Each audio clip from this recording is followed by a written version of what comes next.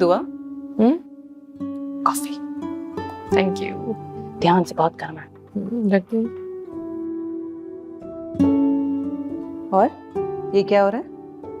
तैयारी लेक्चरशिप की। अच्छा, वैसे हम में से किसी को समझ में नहीं आया, मुस्तजाब भाई ने ऐसा क्यों किया?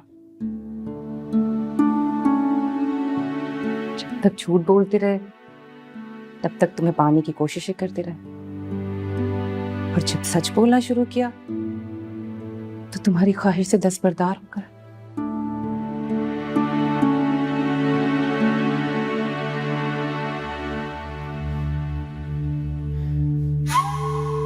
सच बोलने की तौफीक इंसान के पास नहीं होती। सच और हक की बात को समझने की तौफीक अल्लाह ताला देता है। जब इंसान अल्लाह को पहचानता है तभी खुद को पहचानता है। कभी कभी तो लम्हा लगता है, कभी कभी मुद्दतें गुजर जाती हैं।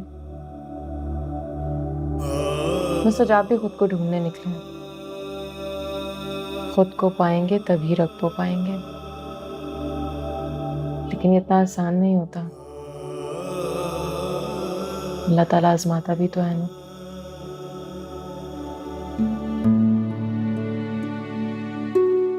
तुम क्या कह रही हो मुझे कुछ समझ में नहीं आता, कसम से।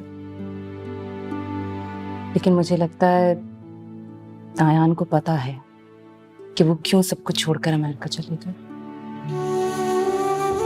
और अब अंदाजा हो रहा है कि तुम्हें भी पता है कि वो क्यों गए।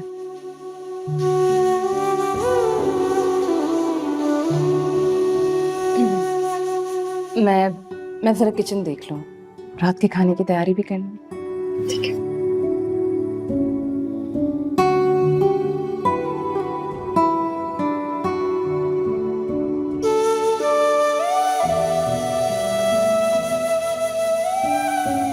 तुम सोच भी नहीं सकती उसकी क्या हालत थी।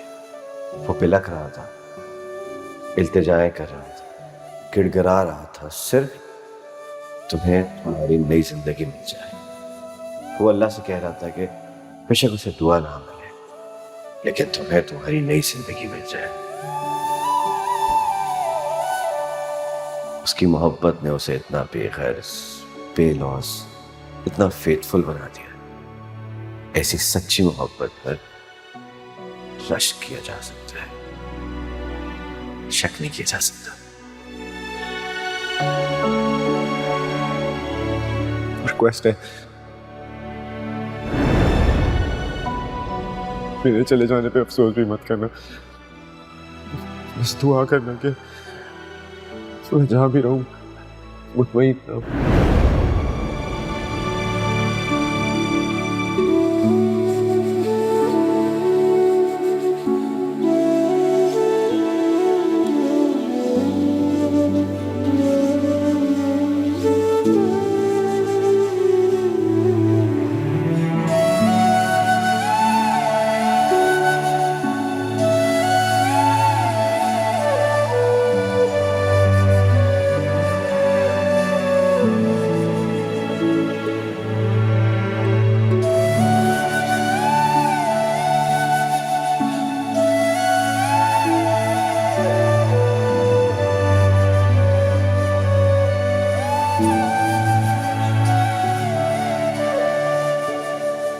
और निमरा बहन कैसी हैं बेटा? अम्मा बिल्कुल ठीक है। आप लोगों का बहुत पूछ रही थी और सलाम दे रही थी। वालेकुम अस्सलाम। वो दयान आएंगे खाने के लिए? अरे भी तकिया। अस्सलाम वालेकुम। वालेकुम अस्सलाम। तुम कब आई हो? बस अभी थोड़ी देर पहले। अच्छा। दयान को कुछ जरूरी काम था तो मैंने कहा मुझे यहाँ ड्रॉप कर दे, वापस जाते हुए लेते हुए जाएंगे। तो बहुत अच्छा किया तुमने। दयान से कहो कि खाना हमारे साथ खाए। आज आप बताएं आप क्या खाएंगे, मैं आपकी पसंद का खाना बनाती हूँ। मुझे कुछ नहीं खाना, कोई जरूरत नहीं है, हम सिर्फ बातें करेंगे। खाना बाहर से ऑर्डर करते हैं। जी नहीं, बाहर से ऑर्डर करके सेहत खराब करने की जरूरत नहीं है। सईदा ने सालन तो बना लिए हैं, हम ऐसा करते हैं अपने बच्चों के लिए खुद रोटी बनाते हैं। जब तक आप बातें कीजिए। चलें ऐसे करें, आप रोटी डाल लें, मैं नमाज पढ़।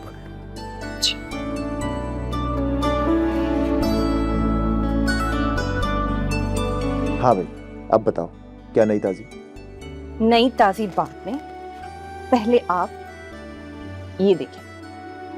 ये क्या? अपने लिए एक अच्छी सी लड़की पसंद कर लें। अब बहुत हो गया, मुझे अब आपका रिश्ता तय करवाना है। एक तो तुम बहनों का ये बहुत प्रॉब्लम है, वैसे इतनी स्वीट होती हो, लेकिन इस मैटर में कितना बॉदर करती हो ना तुम। भाई, दुआ और मुस्तजाब का ताल्लुक ऐसा जरूर है कि वो दोनों एक दूसरे के खातिर जोक लें, कोबा को फिरे, पूरी दुनिया त्याग दें, पूरी उम्र तन्हा गुजार। लेकिन आप अपने आप को किस बात की सजा दे रहे हैं? कोई सजा नहीं दे रहा मैं खुद को। अपने घर वालों को तो दे रहे हैं ना। आप इस घर में अकेले नहीं रहते भाई। अम्मी अब्बू ये भी आप ही के साथ रहते हैं। अम्मी की उम्र नहीं है कि वो अब इस घर को संभाले, और अब्बू तो इस घर की खुशियां और रोशनियां देखने के लिए दिल से ख्वाहिशमंद हैं। मैं यहाँ आती हूँ तो घर में अजीब खामोशी और चेहरों पे संजीदगी मेरा दिल बेचैन कर देती है।